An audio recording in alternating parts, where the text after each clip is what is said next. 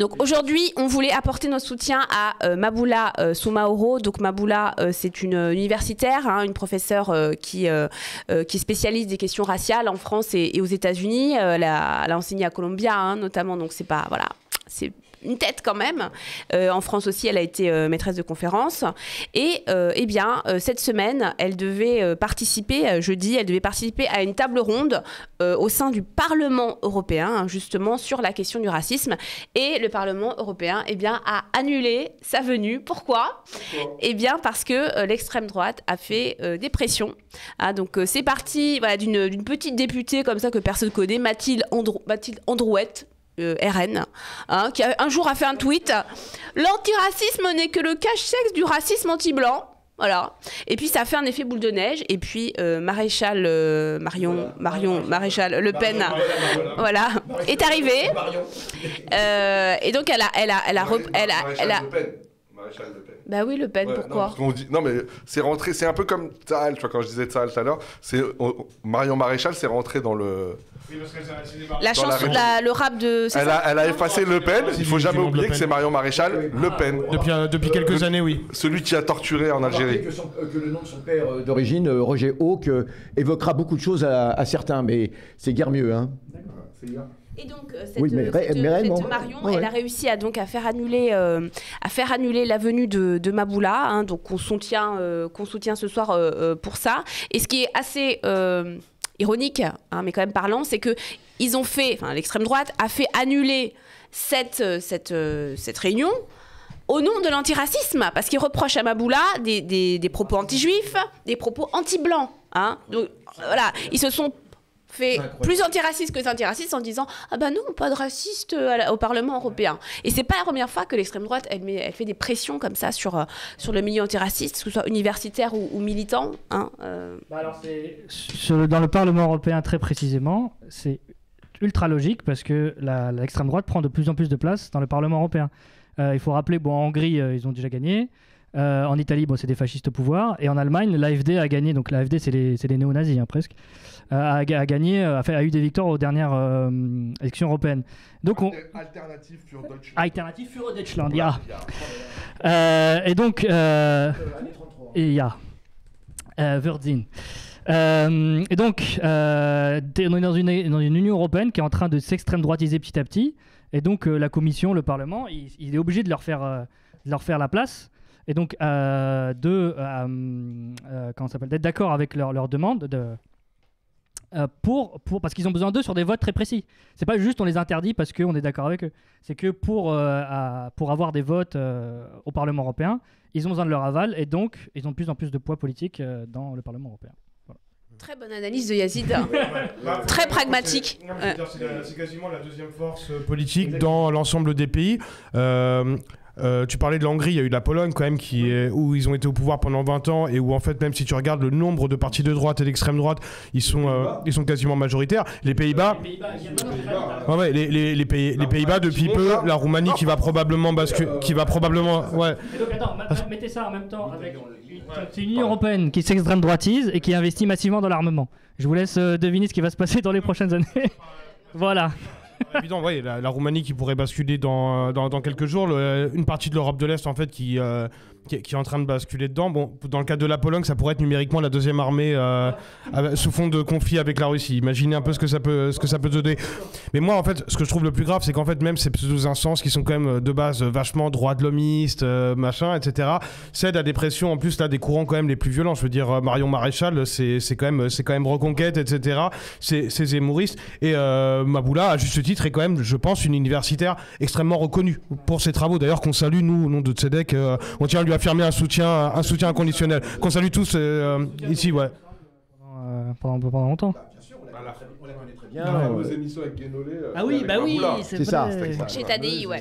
Il y avait eu d'autres événements aussi avec elle, notamment un événement à Montmartre que nous avions fait qui était...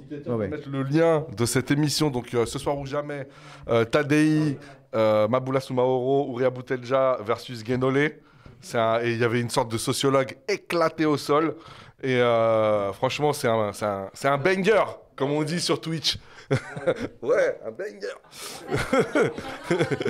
Ah non, Thomas Guénolé, il se fait traiter d'antisémite parce qu'il défend la Palestine. Alors, Van der Leyden. Je le mets en illustration, c'est tout. Voilà. Magnifique. Non, vous n'êtes pas obligé. Vas-y, parlez. Elle aussi, elle était grave. Non, mais de toute façon, en gros, Bon, on Van der soutient Leyden, Maboula. on a quand même les Soutien déclarations. Maboula. Soutien ouais. Maboula. Soutien. Voilà, dis-le, Youssef. Bah, je ne cesse de le dire depuis tout à l'heure. Oh. Mais non, c'est pas ça du tout. C'est que le problème, il est que on va avoir de plus en plus de choses de genre, à mon avis. Et on va avoir de plus en plus d'attitudes de genre. Mais déjà, Van der Leyden, comment déjà ses déclarations. Mais regardez les déclarations de Van der Leyden, c'est quand même pas rien, je veux dire. Ah ouais, imagine. Oh là là. Un petit truc, par rapport à ce que disait Yazid juste avant, sur le fait que justement il y a j'allais dire une fronde qui s'organise, une fronde raciste qui se prétend antiraciste, qui s'organise à l'UE, à l'Union européenne, mais on voit qu'elle est fomentée quand même par des élus français. Donc ils sont, notamment Maréchal Le Pen. Non mais ce que je veux dire, c'est qu'ils sont en première ligne. Tu vois, droite, en première ligne. Et je vais, j'allais dire, rapprocher ça des persécutions qu'a subi cette semaine Rima Hassan, à qui on a interdit la participation à plusieurs conférences. Décision qui a été retoquée.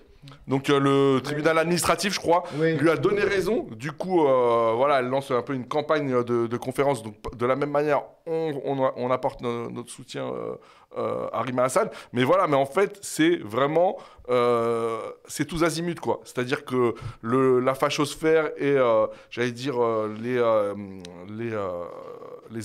partis, les partis qui sont réactionnaires redoublent d'efforts pour essayer de faire taire les voix. Et peut-être on va parler de la loi, la fameuse loi, juste après. Mais en tout cas, voilà, on rentre dans une sorte d'accélération, je pense, aussi avec l'arrivée de Retailleau à Beauvau. Et c'est très, très inquiétant. Je trouve ça très inquiétant. L'État joue déjà... juste je dis ça, puis après on finit. Enfin, tu pourras parler, bien sûr. Quand l'État, en fait, par exemple, les préfets interdisent une manifestation ou quelque chose parce qu'il y a un risque de trouble à l'ordre public, parce que l'extrême droite peut être un danger. Bon, c'est aussi une forme aussi d'accepter les pressions de l'extrême droite. Oui. Parce que normalement, l'État, il doit protéger. Il ne doit pas... dans l'idéal, il doit protéger. Parce que c'est aussi l'argument qui est donné à chaque fois. Par exemple, mais ça fait longtemps qu'il y a ce petit jeu comme ça de protection comme ça à l'extrême droite, en ayant des arguments plus ou moins bons. Mais vas-y, Jonathan. Non, il y avait un commentaire qui allait dans ce sens-là, en fait, et moi justement, je voulais faire le lien avec Rima Hassan qui dit que, en gros, la répression, elle s'intensifie énormément dans le milieu scientifique et universitaire. Et que tu as de plus en plus de chercheurs aux États-Unis qui sont virés, ostracisés. Et cette criminalisation, c'est un truc aussi qu'on constate, en fait, notamment au sein des mouvements étudiants. Il n'y a pas si longtemps, j'intervenais à l'invitation de certains étudiants de Sciences Po Menton, que je salue chaleureusement. Et ce qu'ils se sont pris en termes de répression, c'est hallucinant. Et ça, c'est précédent. En fait, ça va avoir des répercussions sur les profs du secondaire, à mon avis, à très moyen terme. Cibler les profs du secondaire. Et ça ouvre des portes. Et ça ouvre des portes. Ça ouvre aussi des portes, en fait, pour... comment dire ? Moi, j'ai peur qu'en fait, on arrive à un moment dans un truc où, finalement, quasiment tous les manuels scolaires seront contrôlés par Bolloré, ce qui est déjà plus ou moins le cas. Et qu'en fait, notre parole va être muselée au nom de la liberté d'expression, comme je l'ai dit tout à l'heure, puisque les mots n'ont plus aucun sens, et de l'antiracisme par ces mêmes personnes qui, en fait, ne supportent pas la critique et parlent de cancel culture à longueur de journée, alors qu'eux arrivent à l'imposer. Voilà. Pour finir, la justice joue un grand rôle là-dedans. Et c'est ça qui est inquiétant, parce que ce qui s'est passé, c'est aussi passé à Montpellier, où une réunion publique a été interdite. Et effectivement, la justice a retoqué, et puis a finalement annulé cette interdiction. Mais ce que je veux dire, c'est que ça va être systématique maintenant. C'est-à-dire que ce qui était un droit, le droit de manifester, s'exprimer, va devenir une exception, où à chaque fois, on devra passer par le tribunal administratif pour exercer un droit qui était tout à fait naturel jusque-là. Et c'est ça qui est extrêmement grave. C'est que, alors, tout le problème va être comment l'institution judiciaire, comment va réagir. On le voit déjà avec toutes les condamnations, mais je pense qu'il y a quand même quelques remous au sein même de l'institution judiciaire. Je pense c'est la raison pour laquelle il y a eu quand même des retocages, notamment pour Rima Hassan, mais aussi pour Montpellier. C'est le sujet suivant que Sabrina va aborder. Oui, c'est ça. Ça met en cause. Voilà. On va pouvoir continuer, puisque cette semaine... C'est qu'il y a une logique, en fait. Voilà, c'est peut-être la logique, je sais pas, de la fascisation, quelque chose du genre. Cette semaine, eh bien, l'AFI a fait une proposition de loi. Alors, je vais donner son titre parce qu'il y a eu beaucoup de désinformation, il y a eu beaucoup de fake news qui ont tourné. Donc, je donne son titre. La loi, c'est la loi visant à abroger le délit d'apologie du terrorisme du code pénal. Hein. Donc, ça veut dire que l'AFI ne propose pas de supprimer le délit d'apologie, mais de le remettre dans le droit de la liberté d'expression, comme il était... voilà. Voilà, comme c'était le cas avant. Comme c'était le cas avant 2014, avant Cazeneuve. Alors pourquoi l'AFI fait ça? Parce qu'elle estime que la loi de 2014 est un détournement de la lutte antiterroriste et que ça limite la liberté d'expression et que cette loi est devenue un outil de répression politique. Alors il y a eu tout un tas de réactions à ça, hein, puisque... Selon le juge Trévédic. Oui, vous allez pouvoir en parler. Il y a eu tout un tas de réactions. Bon, forcément, hein, FI, terrorisme, beaucoup ont sauté sur l'occasion parce que l'occasion était vraiment très belle. Ils ont fustigé la complaisance. Voilà. Alors, je pense que, je ne sais pas si vous avez lu la proposition de loi, mais vous avez peut-être entendu. Alors déjà, est-ce que vous pensez que c'est une bonne chose que l'AFI propose cette loi? C'est une très bonne chose. Alors, je vais pas trop détailler mon avis, mais je pense que c'est une très bonne chose. Déjà parce que, effectivement, à partir du moment où cette loi a été promulguée, on a vu que, comme l'a dit Trévidic, et je crois non, mais je parle de la loi de 2014. Ah oui, d'accord. Ouais. Et je crois que même Cazeneuve a déclaré que cette loi avait été dévoyée. C'est-à-dire qu'elle est dévoyée, ça veut dire qu'elle est sortie. C'est ce que... Voilà. Ah, Cazeneuve a dit ça? Ouais. C'est-à-dire qu'elle est, entre guillemets, elle est sortie du rail, quoi. C'est-à-dire que elle ne... Par contre, sa loi qui permet de tirer sur les flics... Voilà, elle n'est pas sortie du rail, elle est bien dans le... Ni du barillet. Ni du barillet. Tirer sur les flics de tirer sur les gens. Oui, voilà, pardon. Qui permet aux flics de tirer sur n'importe qui. On avait compris. On avait compris. Et donc voilà, c'est dévoyé dans le sens où, j'allais dire, l'intention, en tout cas avouée à l'origine, on avait largement dépassé et du coup, on était sorti totalement du cadre. À partir de là, on le voit là depuis 1 an, la juste et unique critique du génocide en cours en Palestine devient, à partir du moment où on a utilisé tel mot ou tel mot, devient une apologie du terrorisme. Encore une fois, je m'excuse, mais c'est un cas que je suis un peu plus particulièrement. Abdulrahman Ridwan donc, a été jugé récemment, est passé devant le juge récemment après avoir été retenu donc, dans un centre de rétention administrative, après avoir subi une garde à vue. Donc, il est poursuivi pour un délit, pour un délit d'apologie du terrorisme. Et pourquoi? Et moi, du coup, je suis allé un petit peu enquêter, si on peut dire, c'est-à-dire regarder un peu tout ce qu'il avait pu poster, tout ce qu'il avait pu dire dans des vidéos, etc. Honnêtement, on est vraiment dans un militantisme, un militantisme, j'allais dire, assez... soft. Mais je le qualifierais même pas de soft ou de hard, mais assez classique, en tout cas, d'une personne qui soutient la cause palestinienne. Donc, à partir de là, et j'ai fini là, le fait de vouloir retirer cette loi du code pénal, pour moi, est salvateur, dans le sens où elle remet, en fait, elle la remet à sa place. Parce qu'on peut effectivement discuter et confronter une opinion dans un tribunal, donc dans le cadre des délits de presse, etc., la diffamation, etc. Mais là, l'abus est tellement outrancier que c'est juste, en fait, c'est un abus, je dirais que c'est un abus de droit, un abus de pouvoir. Après, le BFM lui-même l'écrit dans son site, en fait, la loi ne définit pas ce qu'est l'apologie du terrorisme. Donc à partir de là, j'imagine que c'est à l'appréciation du tu mets un peu juge. ce que tu veux dedans, quoi. Voilà, sachant que, juste pour l'appréciation du juge, alors il me semble que vu que c'est sorti du code, enfin du droit de la presse, et que c'est mis dans le code pénal, en fait, c'est des juges différents qui jugent et qui ne sont pas forcément habitués, ou enfin, je dirais pas habilités, parce que c'est le droit qui leur donne, qui ne sont pas habitués à juger ce genre d'affaires. Donc on a des gens qui jugeaient, on va dire, des vols de voitures, etc., qui maintenant se retrouvent à juger des cas de liberté d'expression. Ouais, parce que c'est rentré dans le droit commun depuis 2014, en fait. Avant, ça faisait partie d'une loi, en fait, mais dans laquelle il y a quasiment tout. Hein. Moi, j'ai noté quelques trucs dessus. En gros, la loi du droit de la presse de 1881, en gros, elle condamne tout appel au crime, aux violences, au vol, au racisme.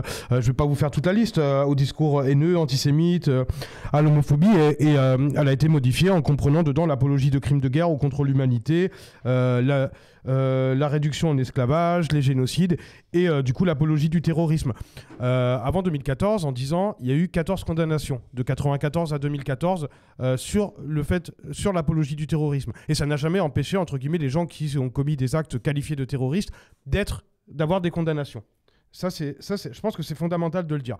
Depuis le 7 mars, on a plus de 600 affaires d'apologie du terrorisme. Pardon, depuis le 7 octobre. Voilà. Depuis le 7 octobre, excuse-moi.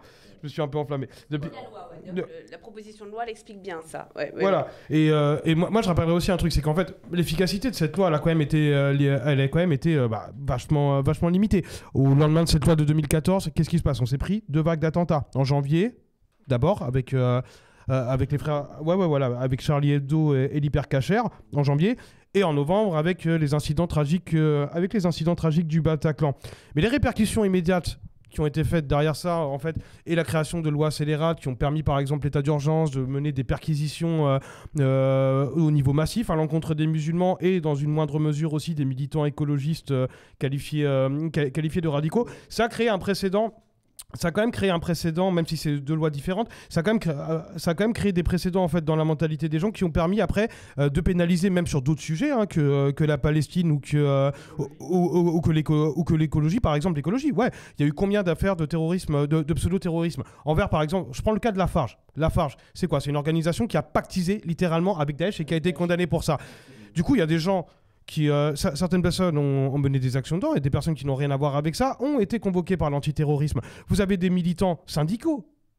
On peut nommer Jean-Paul Delesco de la CGT qui a pris 1 an de prison ferme il y a quelques mois pour un tract considéré comme de l'apologie du terrorisme. D'ailleurs, je me rappelle, Roussel l'avait soutenu à l'époque, il avait dit solidarité avec Jean-Paul, alors que cette fois, la gauche en profite un petit peu. Vous avez remarqué le PS... Il y a une division entre l'AFI et le PS, et le Olivier Faure a dit que, en fait, il ne faudrait pas bouger cette loi comme avant. En fait, il faudrait juste préciser ce qu'est l'apologie du terrorisme. Comment ajouter des alinéas, en fait. Ajouter des... Voilà, la réformer. Alors que l'aile droite, par contre, eux, ils sont fidèles à leur ligne droitière, voire extrême droitière. Ils estiment qu'en fait, c'est une injure et c'est une insulte et c'est une provocation de la France insoumise. Moi, je voulais quand même rajouter un truc, c'est que la lutte contre le terrorisme, enfin dite comme ça a quand même aussi tout au fil de l'histoire, ça a permis de justifier des agendas réactionnaires et contre-révolutionnaires, que ce soit avec les anarchistes en Italie ou en Russie ou en France au 19e siècle, que ce soit après-guerre avec des exemples imminents comme les cas de l'Algérie ou encore du Vietnam qui était avant appelé l'Indochine, enfin même en englobant les autres pays. De manière générale, l'utilisation du terme terroriste, et pas seulement en France, c'est aussi le cas en Angleterre ou aux États-Unis, a toujours servi pour de justifier des lois d'exception et des arrestations pour qualifier aussi ce qui désignait un ennemi d'État, parfois en mettant des gens qui n'avaient absolument rien à voir les uns avec les autres. On a tous l'exemple de la fiche rouge en tête contre les nazis. Et en fait, ça a aussi touché des militants basques, ça a touché des militants irlandais qui parfois se sont retrouvés à prendre des peines de prison sur la simple suspicion de participation à une réunion d'une organisation. Et tout au long de l'histoire, en fait, ça sert des agendas réactionnaires. Donc forcément, on est contre cette loi. Non seulement on est contre, mais c'est une loi qui est même contre-productive, parce que, admettons évidemment qu'une société a le droit évidemment de se protéger d'actes de terrorisme massif. Je parle du terrorisme qui vise les foules, etc. Je ne parle pas de mouvements séditieux, indépendantistes, etc. Mais le problème, il est que c'est une loi qui ne sert à rien, parce qu'il y a déjà des lois qui permettent cela. Bon, la fameuse, alors en plus des lois qui sont pas forcément meilleures, mais bon, où il y a aussi comme un grand n'importe quoi, mais je pense à la loi d'association de malfaiteurs, qui fait partie de ce qu'on appelle les lois scélérates, qui avait été pris également au même moment, à la fin du 19e siècle, hein, lorsqu'il y avait les attentats anarchistes, etc. Et ces lois qui avaient été considérées comme étant des lois scélérates, hein, parce que c'est un fourre-tout. Qu'est-ce qu'une association de malfaiteurs? Il suffit qu'il y ait au moins un minimum un groupe, 2 personnes, hein, oui c'est ça, c'est une bande, hein, 2 personnes, et puis qu'on trouve chez elle une intention coupable, etc. Et hop, et avec cette loi, on peut poursuivre quasiment n'importe qui. Donc ça fait partie d'un arsenal, cette loi, qui est encore plus terrible que la loi d'association de malfaiteurs, hein, qui vise uniquement des propos. Parce que dans la loi d'association de malfaiteurs, il faut quand même des éléments matériels. Or là, on n'a besoin d'aucun élément matériel. Hein. Une suspicion, une vague suspicion, et puis surtout un profil. Alors les musulmans, évidemment, vont être les premiers ciblés, mais pas que. Les syndicalistes, les personnes soutien à la Palestine. Alors là, c'est extrêmement grave. Et surtout le simple mot intifada, bien sûr, bien sûr, qui en fait est chargé d'une charge symbolique suffisamment forte, disons-le, une charge raciste, qu'on puisse te prêter, un soutien au terrorisme. Alors c'est extraordinaire de voir sur CNews comment le maire de Béziers, dont j'ai même pas envie de prononcer le nom. Alors on va pas être insultant, mais bon, Robert Ménard. Robert Ménard, hein, qui on connaît, c'est vraiment le laboratoire du fascisme en France, Béziers, hein, qui prenait la défense de cette loi, hein, et qui accusait la FI d'être solidaire, alors c'est terrible, d'être solidaire des responsables des attentats, justement, Charlie Hebdo, mais c'est absolument incroyable en disant qu'en faisant ça, mais ça n'a rien à voir, avec des poursuites. On parle de loi d'apologie, on ne parle pas de responsables, de responsables d'actes de terrorisme. Soit ils n'ont pas lu la loi, soit ils n'ont pas compris, soit ils font exprès. Ben voilà. Et là, en fait, pour eux, c'était une fenêtre. En fait. Ce que disait c'est-à-dire que c'est une entreprise globale qui vise, j'allais dire, à terroriser, qui vise en tout cas à terroriser, c'est le mot qui me vient à l'esprit, toute personne qui, d'une manière ou d'une autre, serait dans une démarche explicative.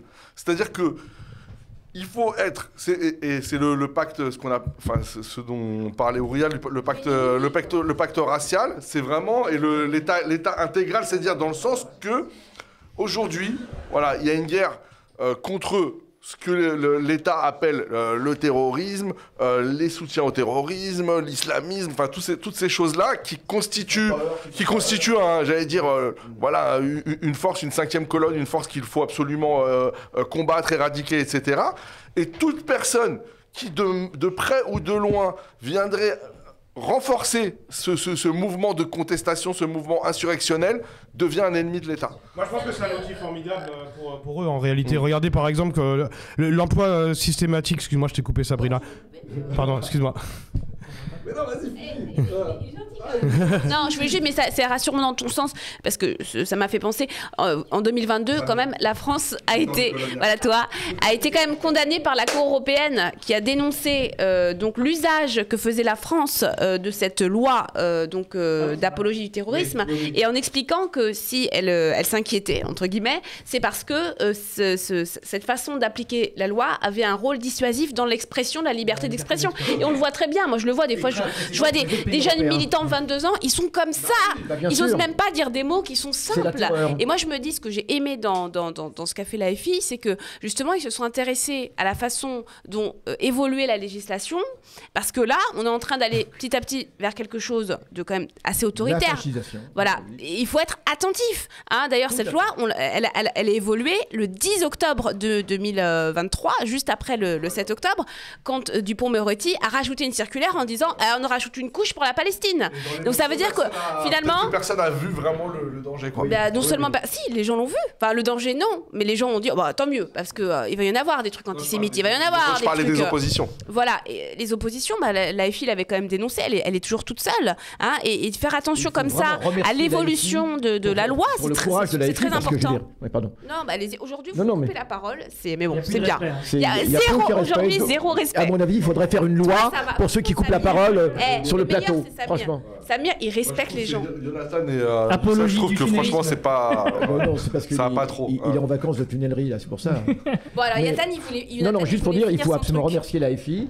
parce que c'est extrêmement insultant sur les plateaux, hein, c'est extrêmement insultant pour leur, et leur courage, parce que je pense qu'effectivement il n'y a pas d'autre parti qui a eu ce courage. Mais et le gros problème du Parti socialiste et de ceux qui évidemment sont en train aujourd'hui d'essayer de contourner la FI, là c'est un autre aspect, on le voit bien, hein, d'essayer de contourner ce nouveau Front populaire, on le voit bien. Voilà, on va servir de cela, ça va être aussi un moyen de reconstituer autre chose. Bon, alors, Nathan, il voulait dire un truc. Non, mais grosso modo, en fait, je voulais revenir sur ce qu'avait dit justement la Commission européenne des droits de l'homme, et aussi rappeler que la qualification, par exemple, de terrorisme, en fait, comme c'est quelque chose qui est très vague et qu'en plus cette loi ne définit pas ce que c'est que son apologie concrètement.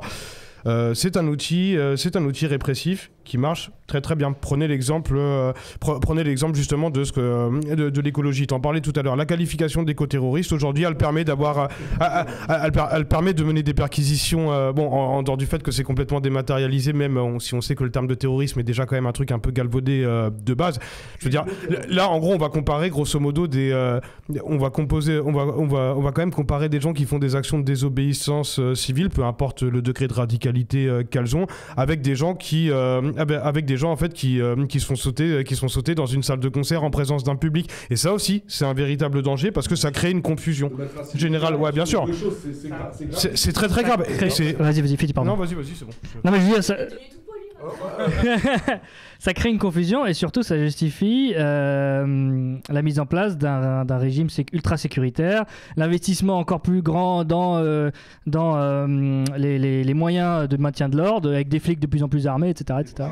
Les braves. Justice d'exception, on est vraiment dans l'exception. Justice nulle part, police partout. Sauf que l'exception devient... C'est pas mal ça, hein. Je viens de l'inventer. La loi, ouais. Et il faut dire quand même que ce texte a été écrit ou rapporté, je sais plus, par Hugo Bernalicis. Ah oui, c'est comme ça qu'il s'appelle Oui, Hugo Bernalicis, ouais. Bernalicis, d'accord. Non, c'est quand même courageux. Oui. C'est courageux parce que, mine de rien, je veux dire, porter un texte comme ça, je dirais qu'il faut déjà le vouloir, mais il faut avoir un courage parce que forcément, on sait qu'on va se heurter à tout l'appareil médiatique, politique, etc., réactionnaire, que eux, ils ont des moyens. Moi, c'est un truc que je me suis dit un peu ce week-end quand j'ai vu le dossier sur le Figaro qui s'appelle Les Insoumis, la France Insoumise et les islamistes. Ils ont fait un dossier de 10 pages. Où ils pointent du doigt les différents... Voilà, les collusions supposées. Alors franchement, il est foireux leur dossier. Il est foireux. Le chat, désolé, on vous parle pas, mais parce qu'on vous voit pas. Voilà. D'ailleurs, il y a Alain Huard qui a une très bonne... Excuse-moi, Samir, mais... Moi, j'ai vu quelqu'un qui a dit beaucoup de testostérone. Allez, Sabrina, merci. Pardon. Bah oui. Et donc le dossier du Figaro, donc sur la France Insoumise et les islamistes, les articles, notamment celui dont on parlait tout à l'heure, du Figaro aussi. Ouais. Sur Ouria Boutelja. Les francs-tireurs, il n'y a pas une semaine sans qu'ils fassent un article où... Et souvent, c'est un article offert. J'ai remarqué que quand ils faisaient des articles... Non, mais je vous dis sur Facebook, je reçois cette pub. Et à chaque fois qu'il y a un article soit sur les décoloniaux, soit sur la FI, soit... c'est toujours offert, tu vois, c'est cadeau. On compte même pas les apparitions télé de Fourest, Enthoven. Et tu te rends compte, non mais... C'est vrai, comment ça s'appelait ? Réel TV, non ? Réel TV. Tu te rends compte que... Je peux finir ma phrase ? Tu te rends compte qu'il y a une puissance, j'allais dire, une force de frappe qui est terrible de la réaction. Et nous, qu'est-ce qu'on pèse en face ? Vraiment, moi, c'est quelque chose qui me tracasse beaucoup. Je trouve que là, actuellement, le rapport de force, et on a vu en plus que les grands oligarques, les grands milliardaires voulaient racheter, ou ont racheté déjà l'école de formation des journalistes, etc., les éditions, etc. Franchement, il faut vraiment, déjà, s'inquiéter. Et soutenir PDH. Par le Tipeee, par la et vraiment, moi, je m'inquiète pour la France Insoumise sur les prochaines échéances, c'est-à-dire comment, stratégiquement, ils vont pouvoir, survivre à toutes ces attaques. Ils vont survivre. J'espère. Ils sont à ses côtés, bien évidemment. J'espère. Tu parlais de soutenir PDH, bien sûr, soutenir PDH. Vous avez remarqué qu'en ce moment, il y a beaucoup de médias qui font des campagnes aussi de dons, justement parce que je crois qu'aussi il y a vraiment une prise de conscience générale que là, on n'a plus le choix en fait de produire nous-mêmes de la formation et qu'elle devienne de plus en plus massive. On ne peut pas rester dans nos petites niches, dans nos petites bulles. Les médias officiels, les médias... Voilà, il faut pouvoir que ça s'ouvre au plus grand nombre. Ça reste je veux dire, si vraiment on se parle sérieux, je veux dire, voilà, faut quand même avoir conscience. Mais je crois de moins en moins, je crois. Ouais, mais moi, par exemple, moi, je suis vraiment abasourdi, mais vraiment au premier degré, là, ce que je vais dire. On va dire, il se la pète et tout, mais c'est pas moi perso, parce que franchement, je pèse rien là-dedans, mais de ce que PDH arrive à produire, j'allais dire, politiquement, c'est-à-dire en termes de contenu et d'impact politique de ces contenus. Franchement, moi, si j'étais un internaute qui s'intéresse à la politique, à la gauche, à défendre, on va dire, des véritables convictions anti-impérialistes, franchement, je donnerais de l'oseille à PDH. Oui, je suis d'accord avec ça. Non, mais c'est pas vraiment. C'est pas parce que c'est nous. C'est pas parce que c'est nous, mais je me donnerais à moi-même. Il y a nous, il n'y a pas que nous. Utiliser Glupatate. Bien sûr. Par exemple, franchement, donner à Glupatate. Hein. Ah ouais, parce que par exemple, Glupatate sur Judith Butler, c'est lui qui sort, il sort une vidéo à un moment donné, à différents moments comme ça un peu stratégiques, il est là et tout, et il donne de la force. Même, il s'adresse aux blancs, c'est pas mal. C'est Asloumi. Al-Soumi, ouais. Al-Soumi, pardon. L'intervention qu'il fait à la fin du meeting et tout, tu vois, il arrive à mettre ça, à réaliser ça, à mettre des musiques, et ça donne une puissance. Et bien sûr, tout ça, c'est une petite, j'allais dire, c'est une petite armée, on va dire, une petite, voilà, qui se mobilise avec des petits moyens, mais des moyens qui sont, j'allais dire, au service de, voilà, d'une justice. Et donc, je pense qu'il y a aussi, ça, les gens le voient. Je pense que les gens le voient. Je crois qu'il faut donner à tous ces médias comme en parallèle, ces médias honnêtes. Alors, c'est à vous de choisir. Le principal. Parallèle ou parallèle? C'est Yazid qui l'a fait avant. Je crois que. C'est à l'épuisette. Ah, c'est la guerre. C'est la guerre. Ah, c'est la guerre. C'est une passe D, ça va. Vas-y. Quand vous donnez au Tipeee, ça m'a coupé le souffle. Alors donc, non, mais c'est vrai. Non, ce que je veux dire, c'est que nous sommes en concurrence avec personne, hein, et nous souhaitons que tous ces médias soient inondés, soient servis comme ils le méritent et soient soutenus comme ils le méritent. Et évidemment, nous c'est PDH, mais il y en a le média effectivement. Ouais. Je crois que dans ce pays, il y a assez de ressources. Il y a assez de ressources pour cela.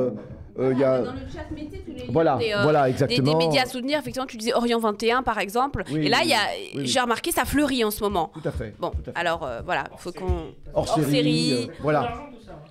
Et peut-être qu'un jour, nous constituerons une nouvelle fédération journalistique. Non, mais sérieusement, je veux dire, hein, et qu'effectivement, on aura. Voilà. Notre ambition n'est pas de limite dans le sens où, je veux dire, le projet politique que l'on doit, j'allais dire, soutenir, produire et défendre, il est existentiel en fait. Il est existentiel, c'est-à-dire que la société dans laquelle nous on veut vivre, là, s'il n'y a pas une résistance réelle, j'allais dire, d'une majorité de personnes, que ce soit en France, en Europe, dans le monde occidental et dans le monde global, dans peu de temps, quelques années de notre vivant, on est susceptible de vivre dans des régimes très très très autoritaires où le travail que nous faisons potentiellement sera criminalisé. C'est certain, à la vitesse où ça va. Des choses, il y a 10 ans, ça nous aurait choqué. Maintenant, c'est la routine, quoi. On se dit, bon, bah voilà. Alors, si on remonte à il y a 20 ans, c'est encore plus terrible. Je veux dire,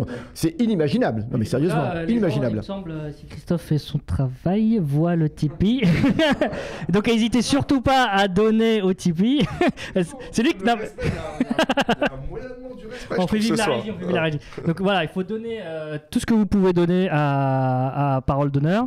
Vous ne voulez pas que le meilleur des mondes d'Aldous Huxley soit largement dépassé sur son extrême droite. Si vous voulez tout ça, voilà, ou si vous voulez pas tout ça, donnez au Tipeee de Parole d'honneur. Vous pouvez donner 1 euro, vous pouvez donner 3 euros. Tipeee, c'est régulier, c'est les dons réguliers. 1 euro par mois, franchement, ça passe tout. Exactement. C'est surtout la régularité qui est importante. Hein, pour nous, c'est surtout la régularité, ça permet de donner une vision à long terme. Voilà. Même si c'est peu, mais que ce soit régulier. Hein. C'est ça. Donc je pense que Boumet vous met le lien dans le chat, si Dieu le veut. L'idéal, c'est quand même 30 euros par mois. Alors, on a ouvert une chaîne YouTube, oui, sur laquelle on a diffusé la première, un récapitulatif de notre Rosh Hashanah, la nouvelle année juive, qui est d'ailleurs un grand merci au monteur qui est ici présent et qui a fait un travail, voilà, exactement, qui a fait un travail absolument somptueux. Et à côté de ça, on prépare des Aolam Hazeh, là, ça y est, c'est le grand retour. Voilà, chez PDH. Abonnez-vous à C'est la Tzedek. première chaîne française de juifs décoloniaux, en fait. Oui, JFP existe. Non, mais ils n'ont Non, pas de chaîne YouTube, c'est pas un média, c'est pas... Une chaîne YouTube, c'est déjà différent, enfin, c'est une approche différente à notre public. C'est la première, il n'y a aucun souci. Oui, c'est la première, pas ouais. le premier média, mais c'est la première chaîne.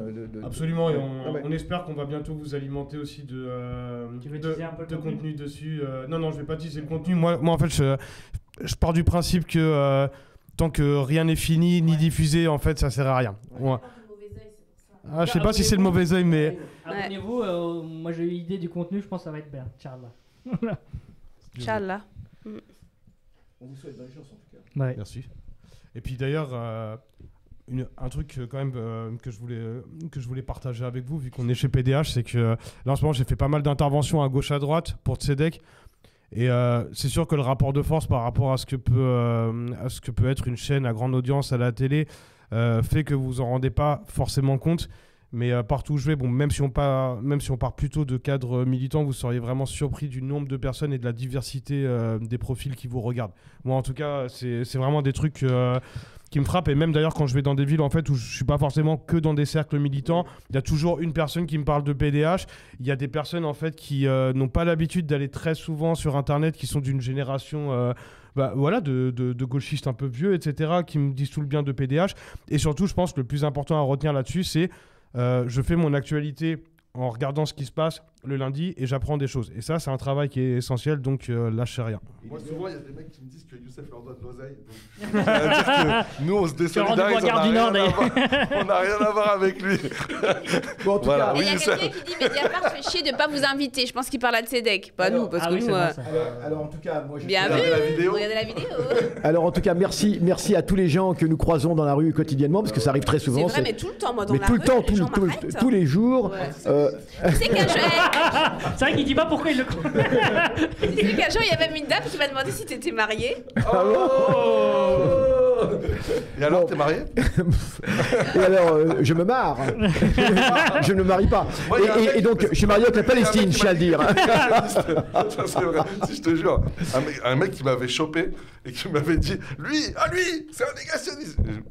Il m'a pas expliqué négationniste de quoi, mais bon, ça m'avait fait rire. Et j'avais appelé Youssef, et Youssef m'a dit donne-moi son numéro, je vais parler avec lui. Véridique, hein. Il est vraiment honnête Bah dans voilà. sa démarche, Et c'est il vrai. s'est dit, il y a juste un malentendu, quoi.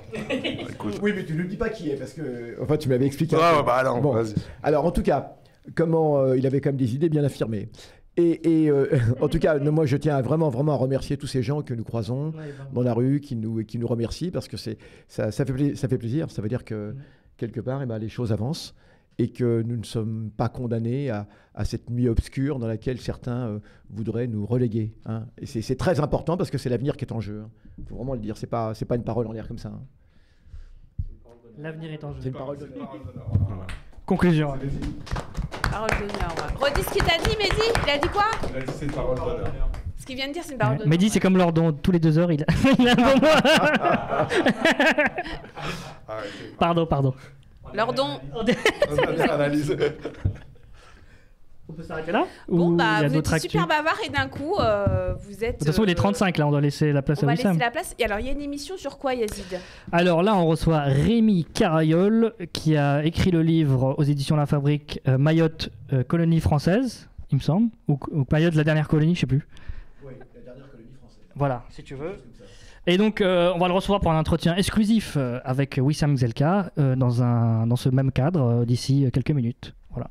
J'espère que tout le monde situe Mayotte, pour commencer. Voilà. Donc je pense que là, ils en parleront. Et donc... Oui, mais où dans l'océan Indien?